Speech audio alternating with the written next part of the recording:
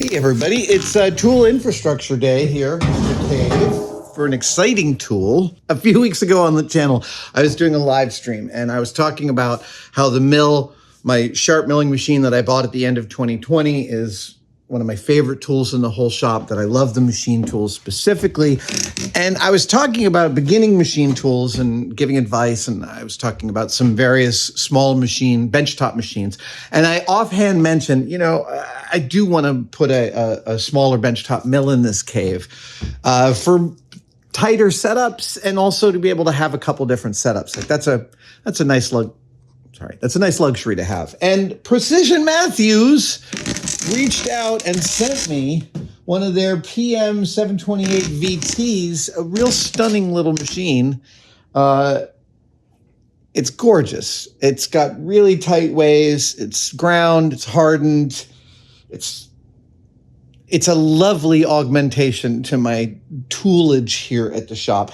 And as such, I've actually gone and reconfigured this whole area behind my workbench, and it's going to live right here with the ability to still put a camera here for live streams. My sewing machine will still probably live there, but it may move. My painting cabinet has moved over here. Yeah, I'm really interestingly, this is one of those tools that's slotted in a really nice and organic way into the cave. But you'll notice it sits on the floor. You don't know this, but it weighs over 350 pounds. That's more than I can lift. But it's on the floor, not for long, because, yes, its tool stand just showed up. Now, there's a real pleasure to setting up a tool you know well. That's something that's really true. When you're an experienced machinist and you get a milling machine, I found that kitting it out was a deep pleasure because I knew what I wanted out of that machine. Yeah. I recently got back one of my old lathes. My lathe is called a Shenwai, Shenwai. It's a Shenwai Chieftain 1540. These were part of a group of milling machines made under several different brand names out of Taiwan. They're excellent machines. They are... They're well put together. They have beefy structures. And this is, I bought the same machine that Jamie had because that was the one I kind of grew up on. I'd been using Jamie's Shenwai Chieftain since 1993. And I wanted the same thing, and I eventually found it on Craigslist. And then I also found a smaller one that was the Mythbusters M7 lathe for a decade. That one was in LA, living at a friend's shop. It's just come back to me, and I wanted to come back. I basically want a good machine shop setup, in my opinion, is 2 lathes, a large and a small, and 2 mills, a large and a small. This is highly luxurious in terms of being able to figure out your toolage for such a thing. I'm delighted that I get to even consider such. But when I reconfigure my display area back here, that wall behind the lathe is going away. And I think the new lathe is either going to live right here next to it or behind it. I like back-to-back lathes. That's kind of a nice arrangement. But that's all the future. Right now, I'm about to build this blue tool stand. And, right, I was saying it's a pleasure to set up a tool. In setting up this stand, I'm setting up a cabinet with a door that opens up to all the things I might need in this milling machine. And that means that it's a cabinet. Cabinets are where stuff can go to die. So I am going to be adding some lights and potential functionality to this tool stand right away, as I'm building it. So let's get started. And then as we go, I definitely want lights. There's at least one shelf in there. So I'm definitely going to add at least 2 rows of bulbs, one above the shelf at the top and one under the shelf so that the whole cabinet inside is lit. I may also cut a window into the cabinet because being able to see into cabinets is really important to me, and I could do that with a jigsaw. I got to see what kind of acrylic I have, what kind of plexiglass. But yes, we're going to have some fun. I didn't expect to do this build today, but it's only 11, and I only have 1 phone call today, so let's get into it. All right, lads. Let's see. We've got, that's all pretty straightforward. I mean, that dude, that's overkill. Aziz light! So, we start with this. This is the back. I think I'm going to put out some apple boxes. That's one. one side. Oh, this is the back.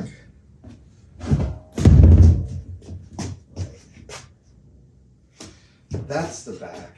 Wait, I don't understand. Oh, maybe these are the two sides. Now I get it. We're just bringing this up to my height a little bit because, yeah, it's a little harder to get down and up these days. We're all gonna die, kid.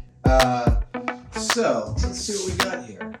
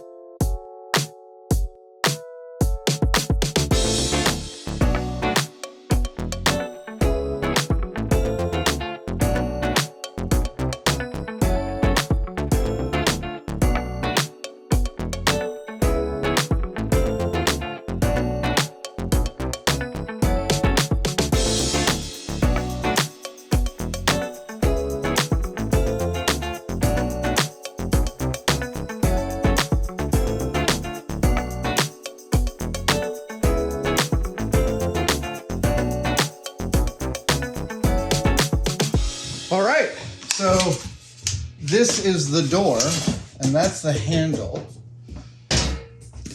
Let's see, 2 feet? Yes, 2 feet. Yes, 2 feet. So yeah, let's cut this piece out to about there. This will be neat. This will be neat. Wait a second. This gets captured. That goes like that. And that has the thing. So I kind of want, right, let's see here. Does this fit? And it does. Great. That's exactly what I want. And then this one I want to be about like that. So yeah, here we go.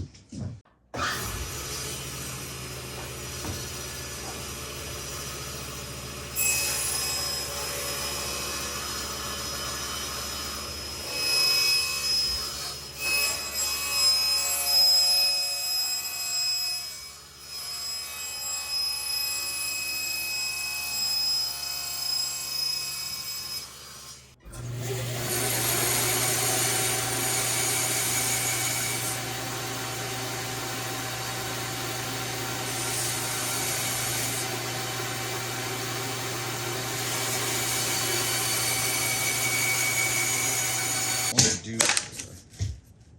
Yeah.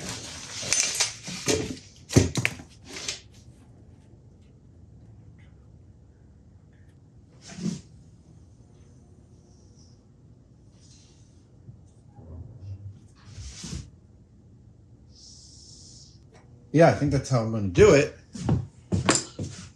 So then the question is, right, yes. I'm going to drill these corners out. Good. Better. Good.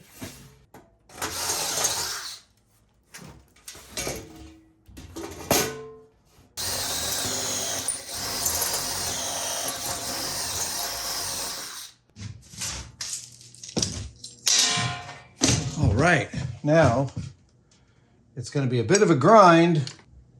Basic for metal, high-speed steel Bosch bit. This is really what it should be. Oh, hey, you have no battery.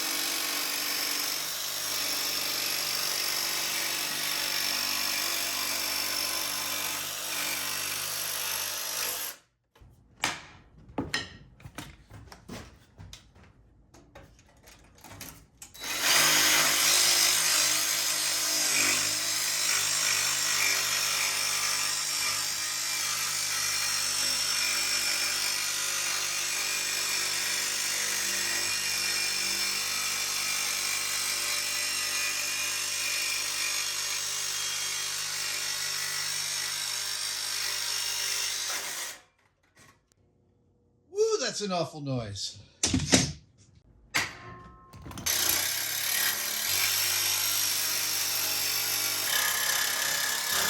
One last little thwack.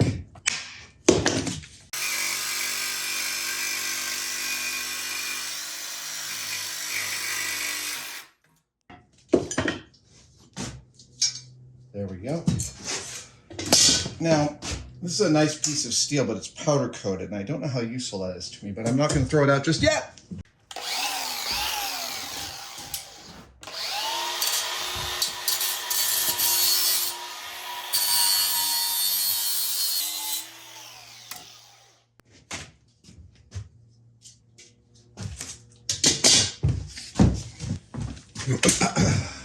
Well, that was noisy, but awesome. And all the edges are softened. I feel like that opening looks good. Do I want to open it this way, or do I want to open it this way? I think I want to open it this way because I'm going to be reaching in. Yeah, so I think I wanted to open it on that side. And then this business comes in here like this. And so, now the question is, how to mount. We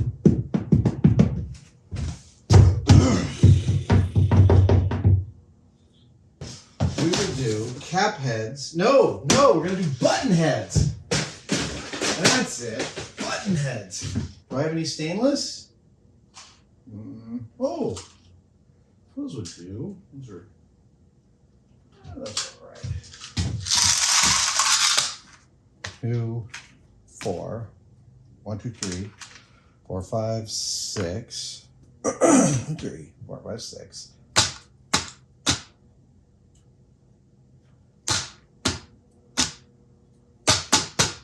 12. No.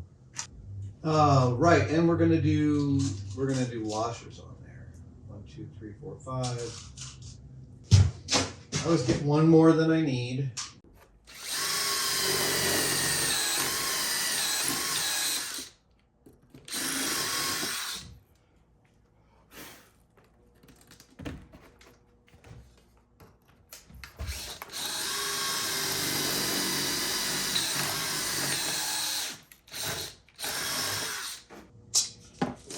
All right, campers. How do you drill a big hole like that? How do you drill a big hole like that in acrylic? In acrylic, it wants to shatter at the drop of a hat. We've trained for this, people. We know how to do it. You do it with these step drills. We're going to start with a smaller step drill.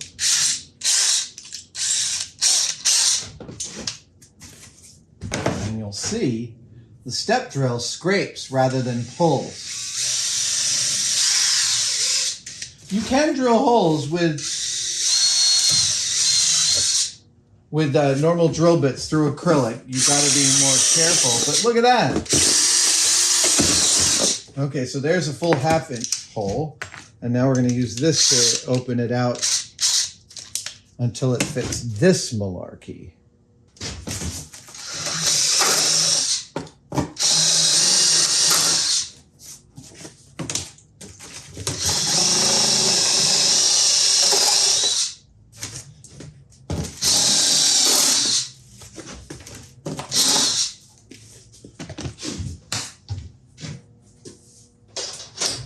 Bingo! Bingo, bango, bongo! Ta-da! Yes. Okay, now I think we can assemble these 2 halves of everything.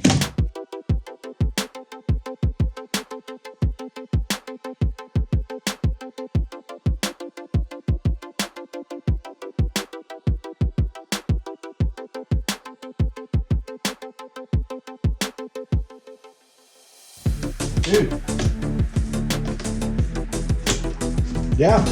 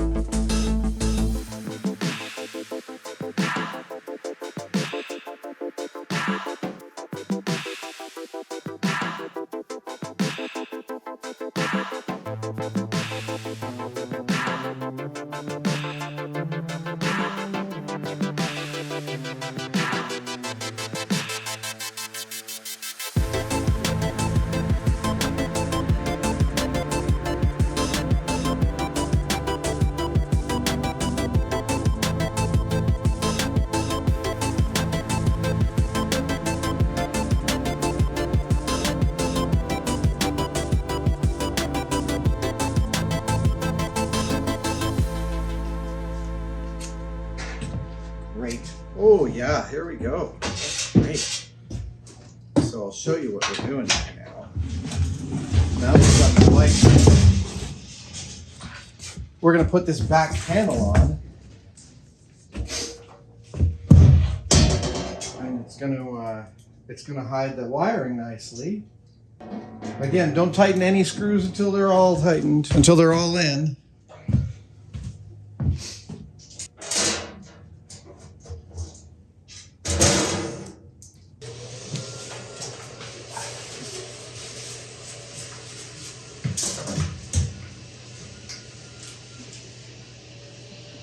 Really nice to make this right.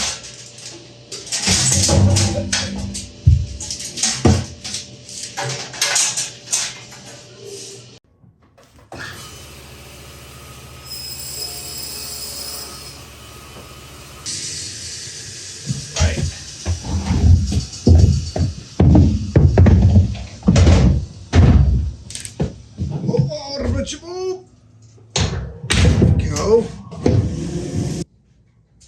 See, I feel like I almost want a whole piece of wood to cover that.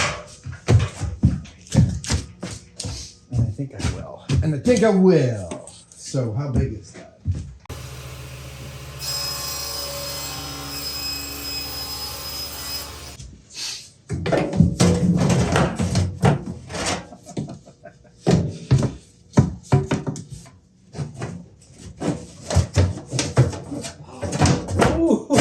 Ooh, it does work. Woohoo!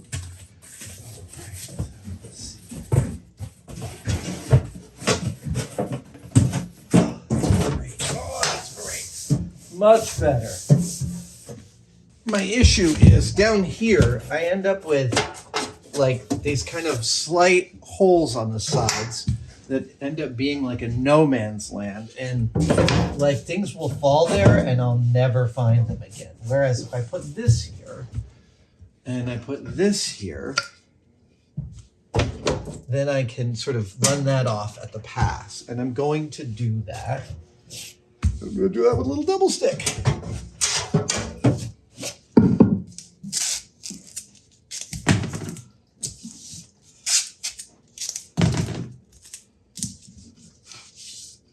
This stuff, man, honestly, I think it's one of the great tapes of the world. It just does what it's supposed to do. Same thing here.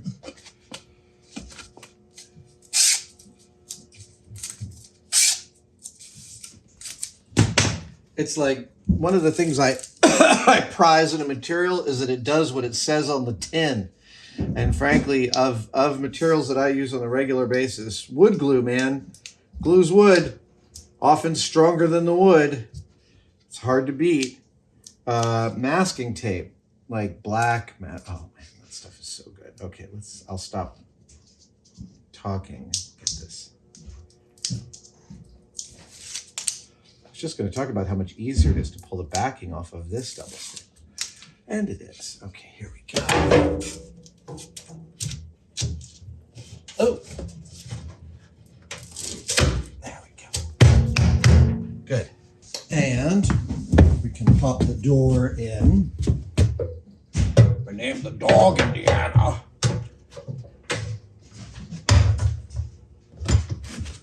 Oh, right. And dude, look at that. Look at that. So this is where the milling machine lives. And interestingly,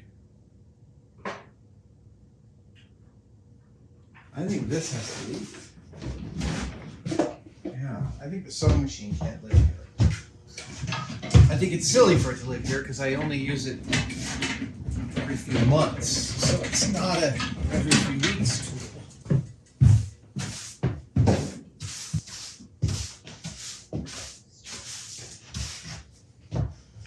So,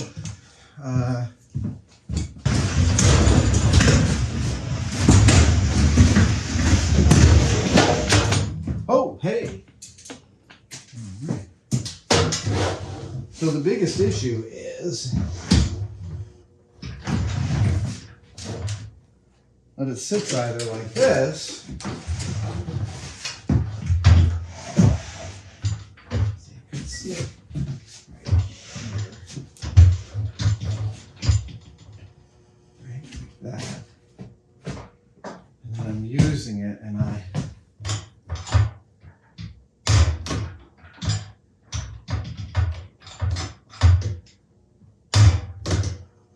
but I actually think I'm going to use it better if I flip it. So let's try that.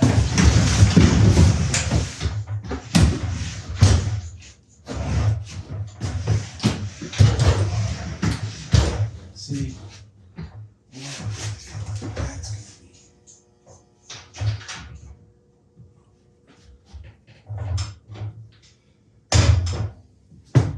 All right, and I just plug that into that.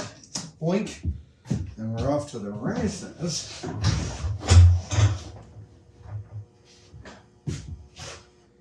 And this guy sits on here like that. And I can get to all of those hardware chunks. Yep. I haven't inhibited any of them. I can remove this because it's heavy. And we don't need it.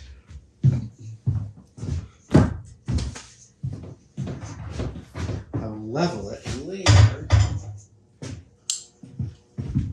I can do that. Or I can do this from the side. Yeah, there's all sorts of attachment points. Here's all this stuff. What is that? Oh, that's the light. Right. And this. Oh, that's a set of R8 columns. Yes! Awesome.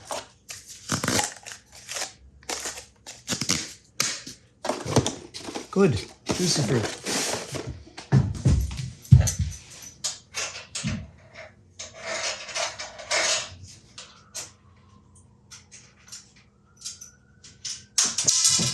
What? Did you really? Oh, come on.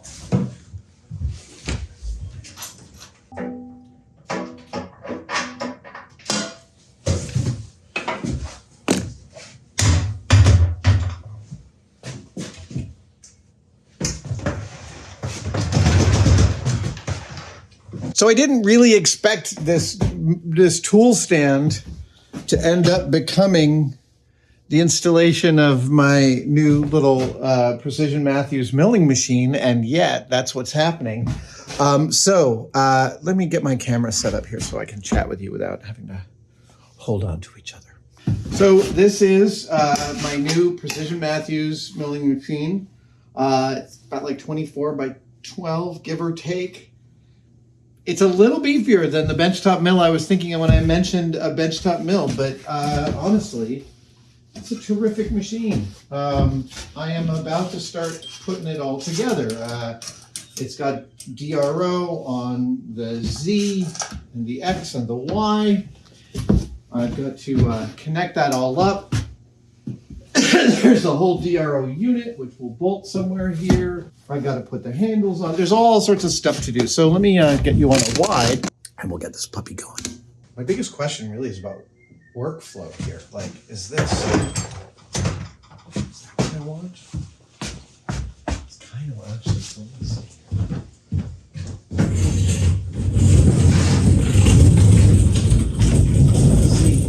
I'll be like here. And this is nice. I can still get the stuff around me. Yeah, I think this 3/4 is it. I can always adjust it later if I want to. It's really nice and solid. Boy, did I carve up that table, but doesn't matter. Doesn't matter.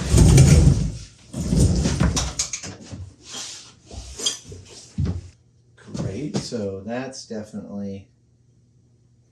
Oh, yeah, they probably included a little keyway for that. And then here is some attachment hardware. Power! Power! Tetsuo! Nice big fat bracket for the digital readout. Thank you very much. I love the whole thing about machine tools that people just drill into them wherever they need to. Kind of an awesome thing.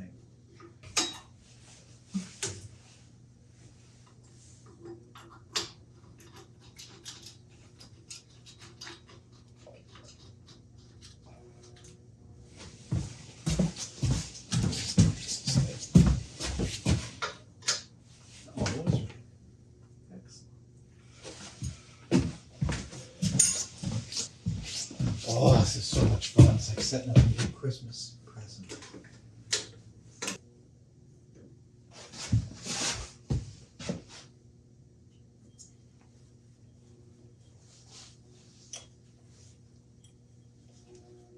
Okay, so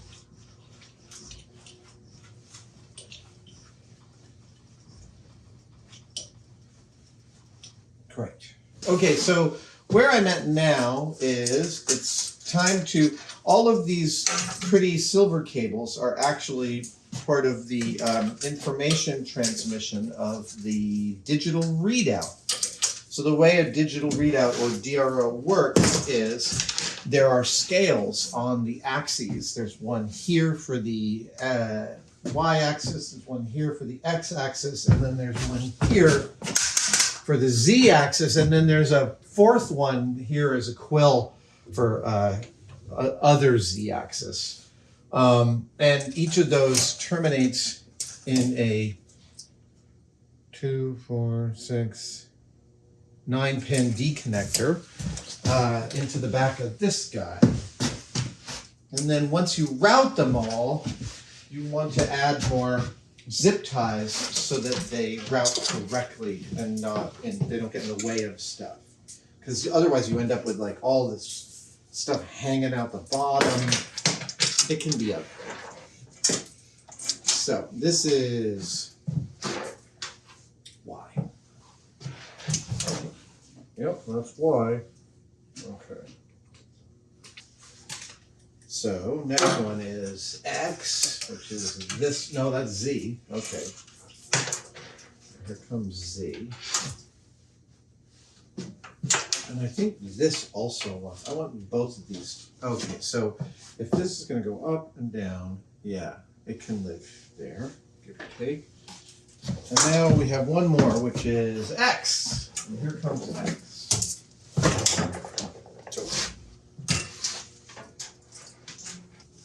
Okay, so with X, Y, and Z set up, I think we can try the scales and see how that goes.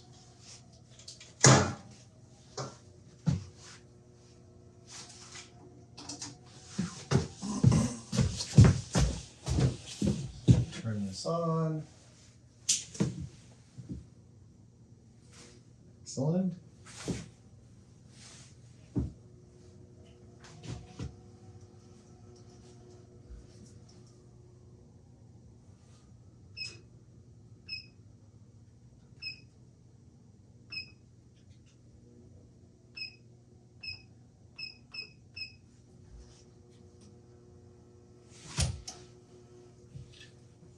Oh, right, I haven't connected X. That's why it doesn't work yet. Duh. Or Z. What a dummy. Okay, so this is X. Right? Yeah, this is X. That's the one I just put in. So, let's turn it back on again.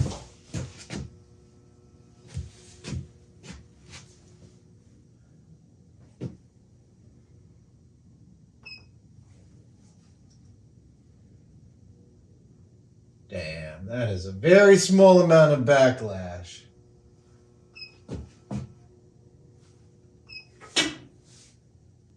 Wow, nice scales. Nailed it.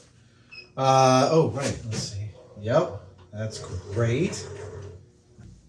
Okay, it feels like I can maybe plug it in and start it up.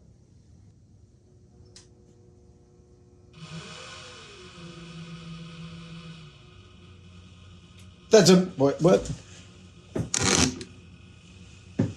That's crazy. That's crazy.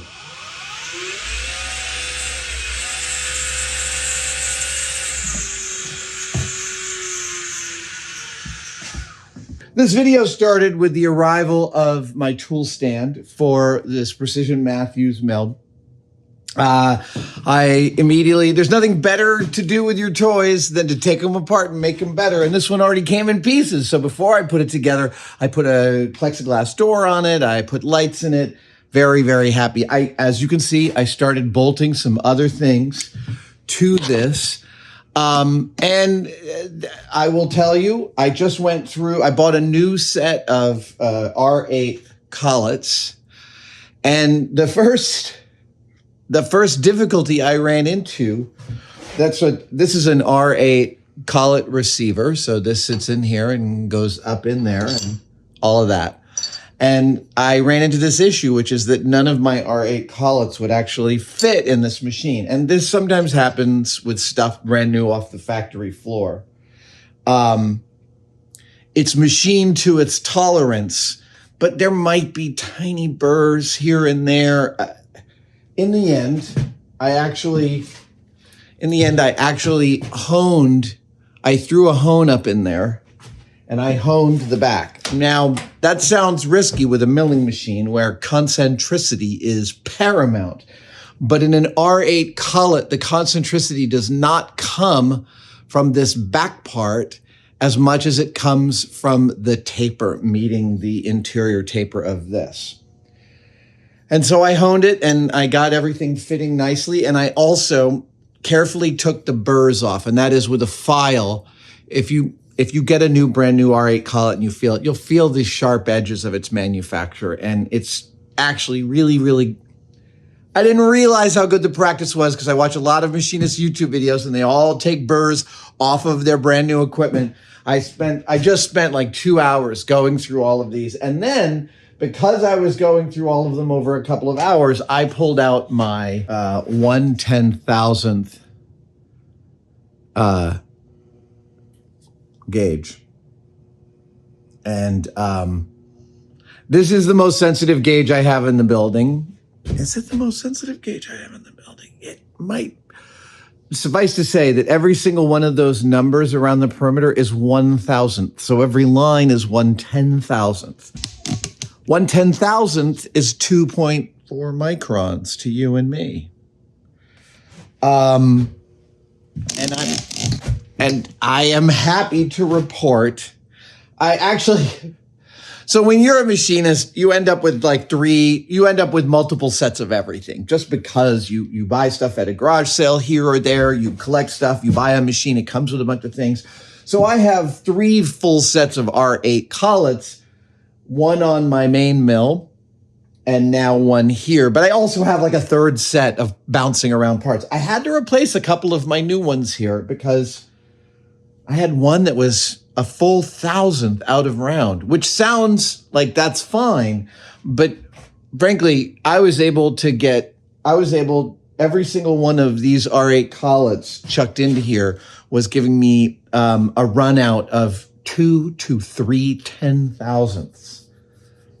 Less than 10 microns. That is what is that? That's 2.4, 6, 7.2, 7. It's a tiny amount of, that is a really nice tolerance. That is great. 2/10 on this. That got me all excited. I went over to my big mill. I spent another hour and a half cleaning out all of those R8 collets, making sure there was no dirt in them. My 11/16 has been munged on the inside and it's 7/10 out, which makes it the way outlier. All of my R8 collets within, the most out of round is 4 10,000ths. I'm sharing that with you because it felt so good to do all that, just to sit here and kind of wind through it. I have also attached all the various things, the digital readout. I've made a little shelf. I bought for this mill, I bought a beautiful little 4-inch machinist's vise and these really, really cute 4-inch parallels. Look at these puppies. They're so cute. Let's see. Here I've made a little holder for the crunchy handle I made for my machine vise. Whoop, it lives right there. This is ongoing, and I did a lot of this on camera because I kind of needed to. I'm sorry. I've had one of those it's just been, there's like, I needed some self-soothing and not to be in conversation with you about this. So I just kind of started making the mill better. I attached a machine light to it. This one right here. It's lovely. I tapped it right into the main stock of this. This machine is really, really nicely precise. It's very little backlash, really nice amounts of control. I'm optimistic about what this machine can bring to my shop. So thank you for joining me for what was supposed to be just putting together a tool stand, and it ended up being a setting up of the whole thing. Oh yeah, how did we get this up here? We had 3 of us, and 3 of us were just able to do it. 350 pounds, about 120 each, give or take. And that's reasonable. It's probably the least reasonable for me, the oldest in the group. But yeah, I also really dig, check this out. This is something I really love.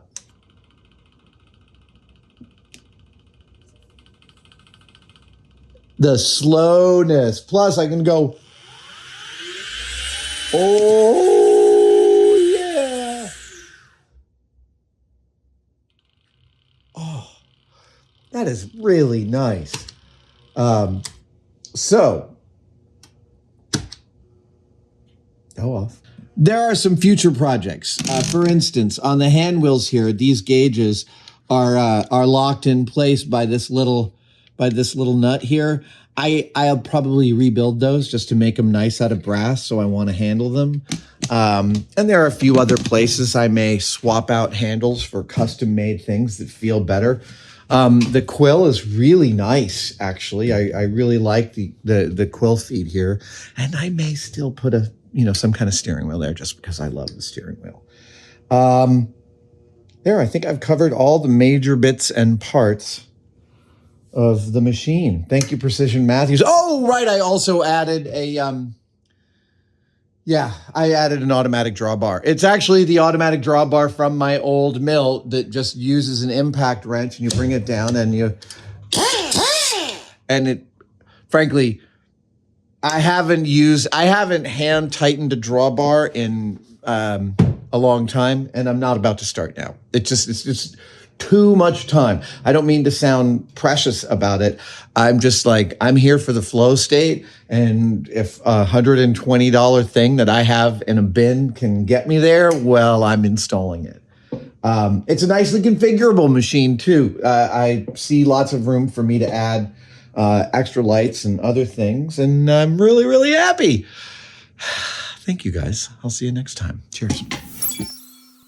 Hey guys, Adam Savage from Tested here. If you've ever seen the 6-inch ruler in inches and centimeters on my forearm and wanted one of your own, but you didn't want it to be permanent, well, today's your lucky day. You can now buy temporary tattoos of my measuring stick, my measuring forearm, at tested-store.com. Comes like this, goes on in about 30 seconds with a little water. The instructions are on the back. It comes off with rubbing alcohol, and hopefully it warms you up to the idea of permanently attaching a measuring device to your body, because I use mine every single day.